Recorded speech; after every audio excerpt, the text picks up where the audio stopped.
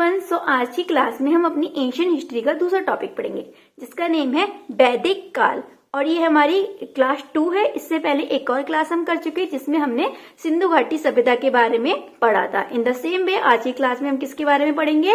वैदिक काल के बारे में। और ये जो मैं वीडियो बना रही हूँ ये मेनली एनटीपीसी एग्जाम के लिए है, साथ ही साथ में DSSB के TGT एग्जाम में भी काम आएंगी, और साथ ही साथ अगर कोई TGT SST का एग्जाम दे रहा है तो उसके लिए भी हेल्पफुल है, और TGT जनरल पेपर का एग्जाम दे रहा है तो उसमें भी हेल्पफुल है। तो चलिए हम लोग स्टार्ट करते हैं।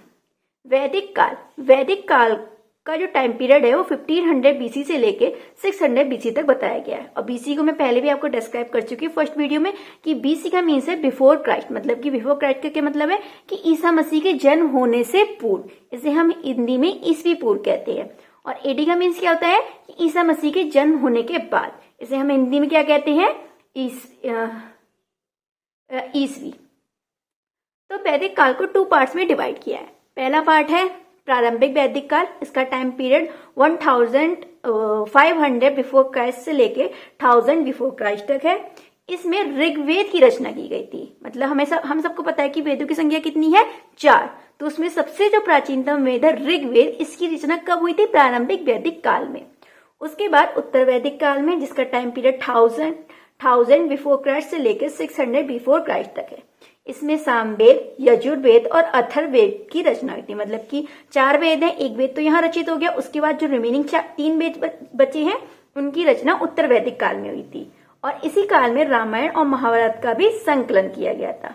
जो ये वैदिक काल है उसमें क्या हुआ था कि आर्य आके बसे थे। जो तो वैदिक काल है वो मेनली आर्यों से रिलेटेड है, लेकिन जो आर्य थे वो भारत के मूल निवासी नहीं थे। और आर्य शब्द का क्या अर्थ होता है? वो होता है श्रेष्ठ। ये भी क्वेश्चन एग्जाम में बहुत बार पूछा जाता है कि आर्य का शाब्दिक अर्थ क्या है? श्रेष्ठ। वेद का शाब्दिक अर्थ क्या है? ज्ञान, नॉलेज। अब जो बहुत से विद्वान थे उनका आपस में मतभेद था कि कोई लोग कहते कि मध्य एशिया के निवासी हैं, ये उत्तरी ध्रुव से भारत में आए हैं, कोई कहते तिब्बत से आए हैं। ऐसे ही बहुत सारे विद्वानों में अलग अलग मत थे और उनके बीच में कॉन्फ्लिक्ट था। लेकिन मैक्स मूलर ने आर्यों को मध्य एशिया का मूल निवासी बताया है। और इनके द्वारा जो ये कही गई बात है सबसे ज्यादा इसी को वैल्यू दी जाती है, और यही माना जाता है कि हाँ ये बात मोस्टली सच है कि वो मध्य एशिया से आए थे। उसके अलावा भी हम देख लेते हैं। वैसे ये 2 चीजें ज्यादा याद करने की जरूरत नहीं है, फिर भी हम एक बार देख लेते हैं कि बाल गंगाधर तिलक ने बताया कि जो आर्य हैं वो उत्तरी ध्रुव से भारत में आए हैं। दयानंद सरस्वती ने बताया कि जो आर्य हैं वो तिब्बत से भारत में आए हैं। और मैक्स मूलर ने यही बताया था कि वो मध्य एशिया से भारत में आए हैं और पंजाब और अफगानिस्तान वाले क्षेत्र में आके बसे हैं सबसे पहले। तो अगर आपको क्षेत्र दे दिया जाए कि ये आर्य जो थे वो किस क्षेत्र में आके बसे थे, यहाँ पे तो सप्त सिंधु प्रदेश लिखा होगा, वो नहीं लिखा होगा तो पंजाब और अफगानिस्तान में से कोई एक ऑप्शन में होगा। आर्यों की भाषा क्या थी? संस्कृत। हमें पता है कि सारे वेद किस भाषा में लिखे गए हैं? संस्कृत में। और वेद लिखे ही कब गए? जब आर्य आए थे, तो उनकी भाषा क्या थी? संस्कृत थी। यह एक ग्रामीण सभ्यता थी, मैं आपको स्टार्टिंग में ही बता चुकी हूँ। आर्यों का मुख्य भोजन दूध और उनसे बने हुए पदार्थ थे, जैसे कि छाछ हो गई, पनीर हो गया, मट्ठा हो गया, घी हो गया, ये सब। आर्य सर्वप्रथम आकर सप्त सिंधु मतलब 7 नदियों की भूमि में आकर बसे। ठीक है।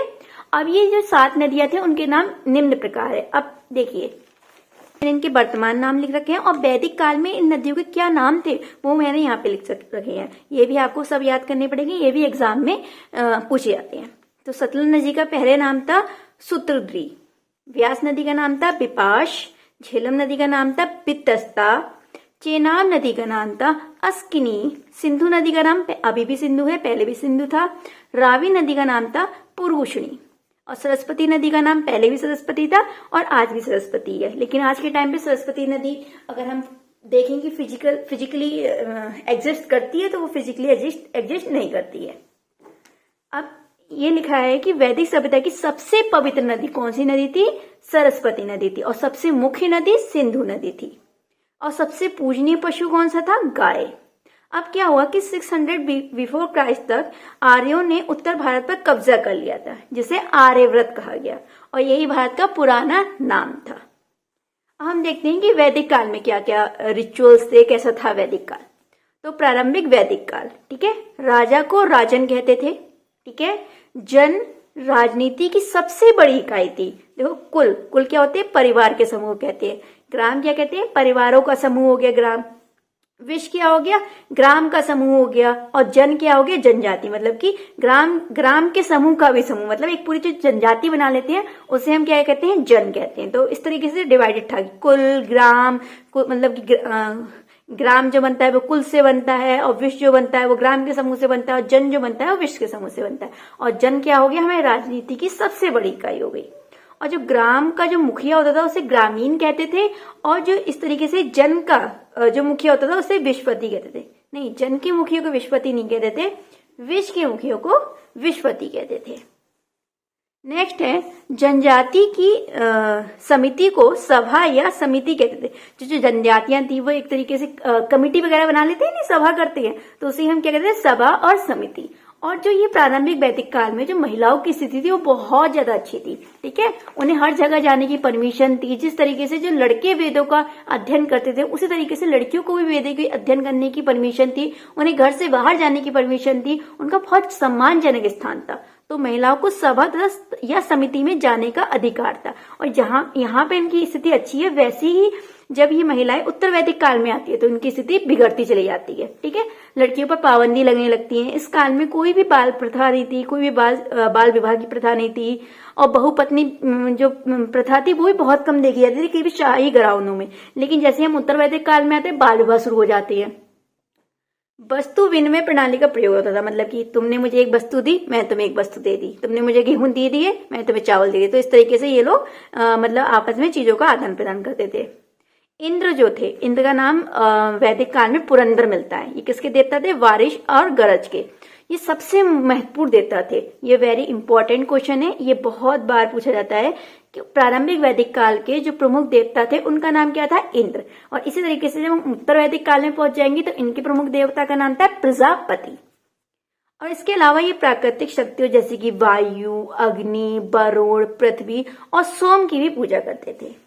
मुख्य व्यवसाय यहाँ क्या था, पशुपालन। अगर कोई पूछे कि वैदिक सभ्यता का मुख्य व्यवसाय क्या था तो आप लिखेंगे पशुपालन और साथ में कृषि। लेकिन अगर हम पूछे कि प्रारंभिक वैदिक सभ्यता का मुख्य व्यवसाय क्या था, वो था पशुपालन। यहाँ पे बाल विवाह, मूर्ति पूजा, मंदिर के प्रचलन नहीं थे। बहुविवाह केवल शाही परिवारों में देखे जाते थे, मतलब केवल जो ऊंचे ऊंचे परिवार थे कुछ उनमें ही बहुपत्नी का जो विवाह था वो देखा जाता था। बहुविवाह मतलब कि बहुपत्नी का विवाह, ठीक है। वर्ण व्यवस्था कर्म के आधार पर बदली थी, मतलब कि तुम जिस तरीके से कर्म करोगे उसी तरीके से तुम्हारा वर्ण मतलब कि जाति को रख दिया जाएगा। सपोज दैट कोई एक इंसान है, वो है तो शूद्र, लेकिन उसके बेटा बहुत ज्यादा इंटेलिजेंट है, उसने वेदों का अध्ययन कर लिया, तो उसका बेटा शूद्र नहीं कहलाएगा, उसका बेटा क्या कहलाएगा, ब्राह्मण कहलाएगा। और इसी तरीके से अगर शूद्र का बेटा दूसरों की रक्षा करने का कार्य कर रहा है तो वो क्या कहलाएगा, क्षत्रिय कहलाएगा। शूद्र का बेटा अब क्या करने लगा, व्यापार करने लगा, तो वो क्या कहलाएगा, वैश्य कहलाएगा।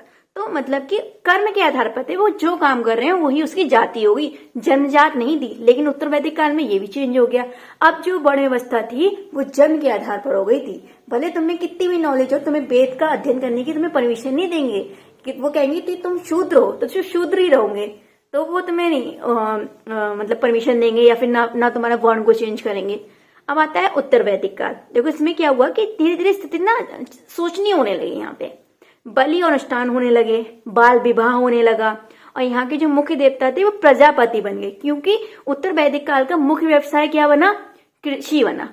वैसे देखो कृषि मुख्य व्यवसाय बनने के पीछे का रीजन क्या था, क्योंकि लौह तकनीक का विकास हो गया था। लोहे का विकास प्रारंभिक वैदिक काल में ही हो गया था, लेकिन उस तरीके से उसको डेवलप नहीं किया गया था। लेकिन उत्तर वैदिक काल में जो लोहे का आविष्कार हुआ था उसको और डेवलप किया गया, हल बनाए गए, जिस वजह से कृषि अब मुख्य व्यवसाय हो गया। और उनके राजा क्या, उनके देवता कौन हो गए, प्रजापति। और भरत आर्य के राजा थे। माना जाता है कि भरत के नाम पे ही भारत का नाम पड़ा है। वर्ण व्यवस्था क्या हो गई, जन्म आधारित। अब देखो कि शूद्र का बेटा शूद्र ही होगा, उसे क्षत्रिय बनने का अधिकार नहीं है, उसे ब्राह्मण बनने का अधिकार नहीं है, उसे वैश्य बनने का अधिकार नहीं है, ठीक है। और इस तरीके से अगर ब्राह्मण का बेटा हुआ और उसे ब्राह्मण ही कहा जाएगा, भले उसने एक भी वेद ना पढ़ा हो। महिलाओं को सभा और समिति में जाने की अनुमति नहीं थी। अब क्या हुआ, 10 राजन का युद्ध हुआ इस टाइम पे। ये 10 राजाओं के बीच में युद्ध हुआ था, और उसका जो वर्णन है वो ऋग्वेद के 7वें मंडल में मिलता है, ठीक है। इसमें से जो 5 राजा थे वो कैसे थे, आर्य थे और 5 राजा गैर आर्य थे। और इसमें सुदास की, जो कि भरत कबीले के थे, उनकी विजय हुई। सुदास ने पुरु के साथ मिलकर कुरु वंश की स्थापना की। ठीक है, सुदास की जगह यहाँ पे भरत भी लिख के आ सकता है।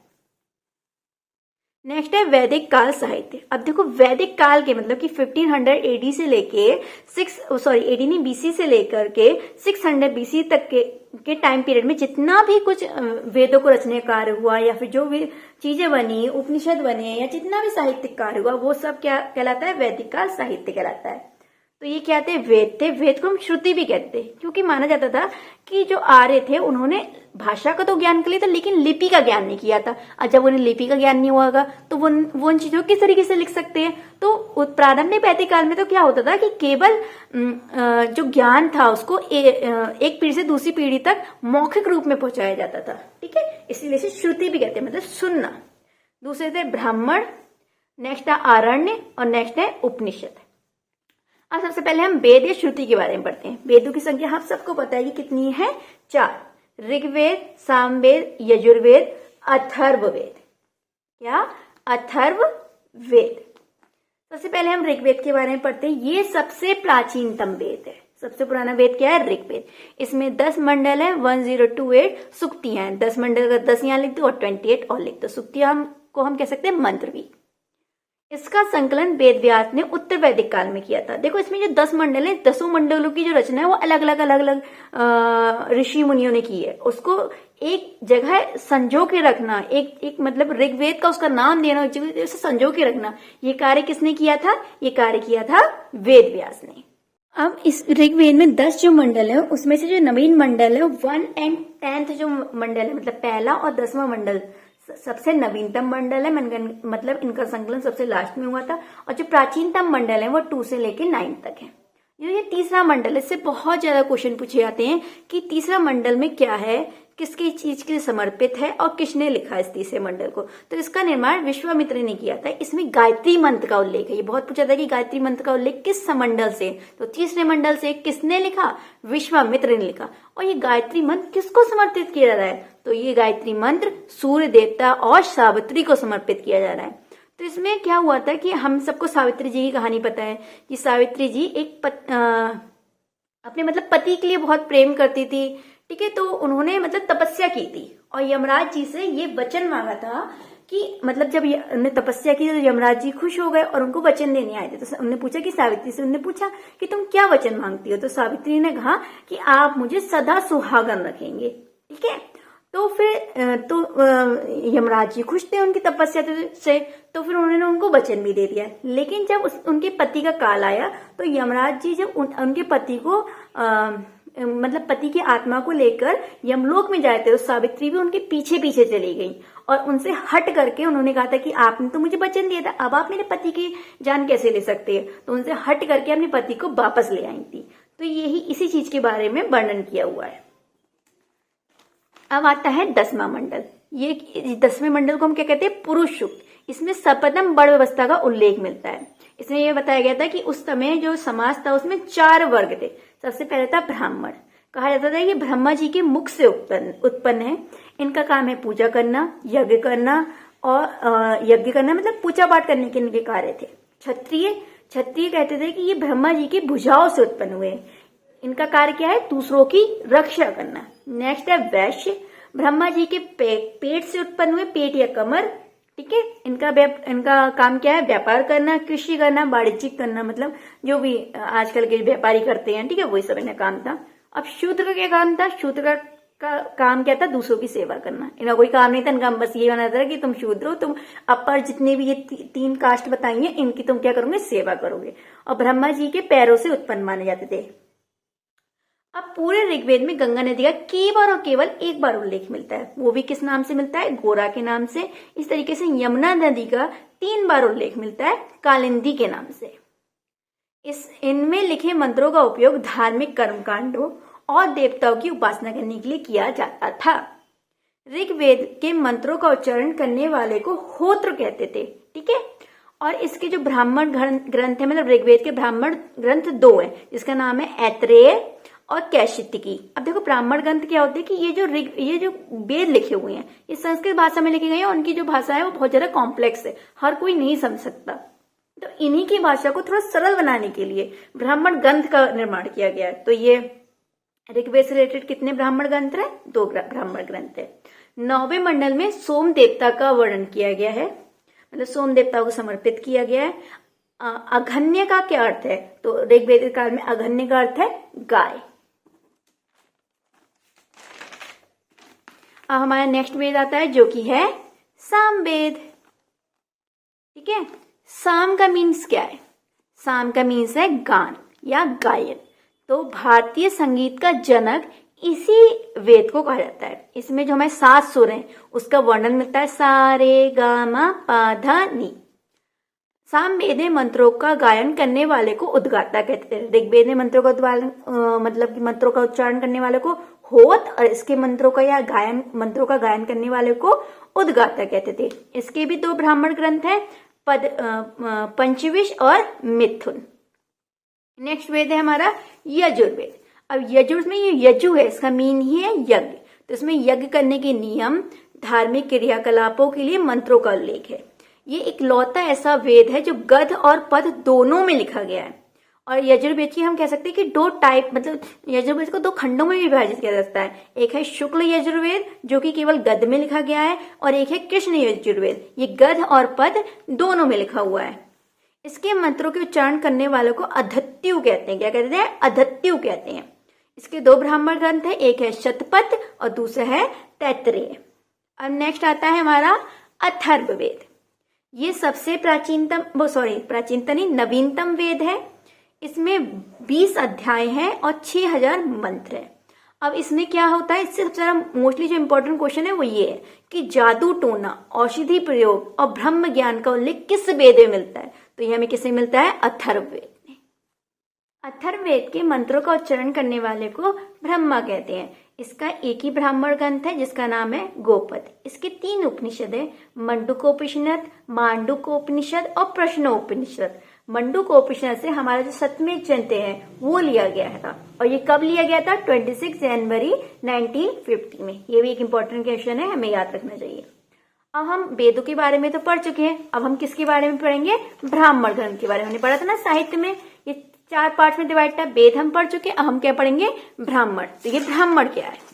ब्राह्मण ग्रंथ, ये मैंने आपको बता चुकी हूँ कि जैसे कि जो वेद थे वो बहुत ज्यादा कठिन लैंग्वेज में लिखे गए थे, उनकी लैंग्वेज लोगों को समझ में नहीं आती, इसीलिए इन ब्राह्मण ग्रंथ की रचना की गई थी, सो दैट जो ये वेदों की कॉम्प्लेक्स लैंग्वेज है वो हमें जो आम जनता नहीं समझ पा रही है, नहीं पढ़ पा रही है, इतनी लेंथी है, तो इस वजह से ब्राह्मण ग्रंथ की रचना की गई थी। या फिर हम ये भी कह सकते हैं ये एक संकल्प है जिसमें उदाहरणों के साथ यज्ञ के प्रकार, अन्य अनुष्ठान, जुलूस का विवरण शामिल है। इसमें रचना उत्तर वैदिक काल में हुई थी। बस आप इतना ही समझ लीजिए, मतलब कॉम्प्लेक्सिटी को कम करने के लिए बनाए गए थे, और साथ ही साथ इसकी रचना कब हुई थी? उत्तर वैदिक काल में हुई थी। अब नेक्स्ट है अरण्य। अरण्य क्या होता है? बस इसका एक ही क्वेश्चन आता है कि अरण्य होता क्या है, इसकी शाब्दिक अर्थ क्या है? तो वनों में रहकर की गई रचना जो थी उनको ही हम अरण्य कहते थे। नेक्स्ट है उपनिषद। देखो उपनिषद 2 शब्दों से मिलकर बना है, उप प्लस निषद। उप प्लस निषद, उप का मीन्स है समीप, निषद मतलब बैठकर। तो जिन विद्याओं का ज्ञान शिष्य गुरु के समीप बैठ के प्राप्त करते थे उसे ही हम उपनिषद कहते थे। इसे हम वेदांत भी कहते हैं। अब वेदांत क्यों कहते हैं? कि इनका जो निर्माण है वो एकदम वेदों के अंत में हुआ है, लाइक जैसे कि वैदिक काल के बिल्कुल अंत में हुआ है, तो वेदांत अंत में। ठीक है, अब इन उपनिषदों की संख्या 108 है। अगर क्वेश्चन आएगा कि उपनिषदों की संख्या कितनी है तो हम कहेंगे 108, और इसमें से जो 12 उपनिषद हैं वो प्रमाणित है। वेदांग की संख्या कितनी है? 6 है। पुराणों की संख्या कितनी है? 18 है। और जो मत्स्य पुराण है वो सबसे प्राचीनतम पुराण है। तो इन्हें भी हमें याद रखना है, बहुत ज्यादा क्वेश्चन पूछे जाते हैं यहाँ से। अब बस ये वाला पेज हमारा लास्ट पेज है। यहाँ पे मैंने कुछ इंपॉर्टेंट पॉइंट को लिख दिया है। मैंने प्रीवियस ईयर के क्वेश्चन देखे थे, तो जो क्वेश्चन, बाकी तो सारे मोस्टली क्वेश्चन जो मैंने नोट्स बनाए थे उन्हीं से फंस रहे थे, लेकिन कुछ पॉइंट्स जो थे वो थोड़े नए थे जो प्रीवियस ईयर क्वेश्चन में आए हुए थे, तो मैंने उनको यहाँ पे नोट डाउन कर लिया है। जैसे कि प्रारंभिक वैदिक काल में गोधूलि का उपयोग किस लिए किया जाता था? तो इसका उपयोग समय को नापने के लिए किया जाता था। गो का मीन से गाय और धूलि का मतलब होता है धूल। तो गाय के पैरों से उड़ने वाली धूल जो होती थी उसे ही हम गोधूलि कहते थे। अब देखो क्या करते थे कि लोग गाय जो होती थी शाम के टाइम अपने आप मतलब वो चर के वापस घर को आती थी, ठीक है। तो वो जब चलती हुई आती थी तो उनके पैरों से धूल उड़ती थी। लोग अनुमान लगा लेते थे कि अब देखो शाम हो गई है। भारतीय वैज्ञानिक और दार्शनिक महर्षि कर्णाद ने अपने वैशेषिक सूत्र में शक्ति और गति के मध्य संबंध का वर्णन किया है। महर्षि कर्णाद को परमाणु सिद्धांत का जनक माना जाता है, ठीक है। भगवत गीता किसका अंश है? तो भगवत गीता किसका अंश है? महाभारत का अंश है। पणि का मीन्स क्या होता था वैदिक काल में? जिसका व्यापार पर नियंत्रण हो उसे ही हम कहते थे पणि। यत्री नाम के, तो यत्री नाम है मतलब यत्री नाम किस चीजों का है? तो जो 3 वेद है हमारे ऋग्वेद, सामवेद और यजुर्वेद, उसे ही हम यत्री वेद कहते हैं, ठीक है। इसमें अथर्ववेद को ऐड नहीं किया गया। जो अथर्ववेद है वो हमारा नवीनतम वेद है और उसमें झाड़ू तोड़ने का वर्णन किया गया है। और इसके उच्चारण करने वालों क्या कहते हैं? ब्रह्मा कहते हैं। इसका एक ही उपनिषद है, एक ही इसका ब्राह्मण ग्रंथ जिसका नाम है गौपथ। तो इस तरीके से हमको रिवाइज करते जाना है। हमें ये नहीं सोचना है कि हमारा जो क्वेश्चन है केवल उसी का आंसर दें। तो जो उससे रिलेटेड जितने भी पॉइंट्स होंगे हम उसको रिकॉल कर लेंगे। ऐसे इस तरीके से हम ऋग्वेद के रिकॉल कर लेंगे अपने अपने मन में, सामवेद के और यजुर्वेद के। इसके थ्रू हमें जो लर्न करने की जो पावर होती है वो बहुत ज्यादा बढ़ जाती है और हमें लंबे टाइम तक याद रहता है, क्योंकि उसे हम बार बार रिकॉल करते रहते हैं। क्योंकि कोई भी तो रोबोट है नहीं कि एक बार पढ़ा हो सबको याद हो गया। तो जो लोग याद रख पाते हैं उनका यही काम है कि वो ज्यादा से ज्यादा इसे रिकॉल करती है। सब प्रथम लोहे के साक्ष्य कहाँ से मिले हैं? अतरजी खेड़ा से। और ये कहाँ पे है? यूपी में। ये बहुत इंपॉर्टेंट क्वेश्चन है, बहुत बार आया है। अब देखिए यहाँ पे मैंने कुछ रचयिता के नाम लिख दिए, जैसे कि सांख्य दर्शन के रचयिता कौन है? महर्षि कपिल। योग दर्शन के रचयिता पतंजलि। न्याय दर्शन के रचयिता गौपथ। इसको याद करने की बहुत ही सिंपल सी ट्रिक है। सांख्य दर्शन मतलब कि नंबर। तो आप सोच लीजिए कि आपका कोई फ्रेंड है जो कि एक मेल फ्रेंड है जिसका नाम है कपिल, और वो मैथ्स में बहुत अच्छा है, उसके बहुत अच्छे नंबर आते हैं, तो उससे हम याद रखेंगे सांख्य दर्शन। योग दर्शन हम सबको पता है, पतंजलि आजकल बहुत ब्रांड चल रहा है, और पतंजलि के जो मेन ओनर है उनका काम ही क्या है? योग करना। न्याय दर्शन, गौतम बुद्ध जी न्याय करने में बहुत अच्छे थे, तो हम यहाँ से गौतम बुद्ध जी से गौतम याद कर लेंगे। वैशेषिक दर्शन, ये तो अभी हमने ऊपर पढ़ा था, कर्णाद, ठीक है, या फिर हम उल्लू का भी कह सकते हैं। पूर्व मीमांसा जैमिनी, पूर्व मीमांसा जैमिनी। उत्तर मीमांसा बादरायण। उत्तर मीमांसा मतलब, उत्तर मतलब कहते हैं बाद में, उत्तर मतलब बाद में। जैसे कि प्रारंभिक वैदिक काल था, उत्तर वैदिक काल, तो उत्तर मतलब बाद में, और बाद से याद रखेंगे बादरायण। अब जो हमने 6 वेदांग देखे थे उनके हम नेम भी देख लेते हैं। कभी कभी आ जाता है, पूछ लेते हैं क्वेश्चन कि 4 ऑप्शन दे दिया, उसमें से पूछ लिया कि इनमें से कौन सा एक वेदांग नहीं है। 4 ऑप्शन दे दिया, उसमें से पूछ लिया कि कौन सा एक वेदांग है। तो क्या है? शिक्षा, कल्प, व्याकरण, निरुक्त, छंद और ज्योतिष। अच्छा, अब आप ये बताइए कि वेदांग होता क्या है?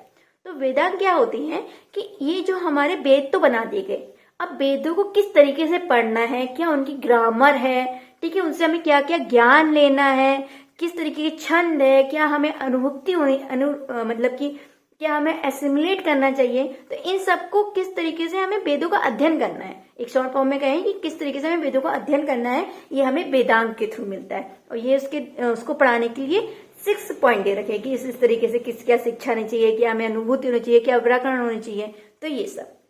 तो आज की क्लास के लिए इतना ही। आई होप आपको ये क्लास अच्छी लगी होगी। नेक्स्ट क्लास में हम जैन धर्म के बारे में देखेंगे। तब तक के लिए bye and have a nice day.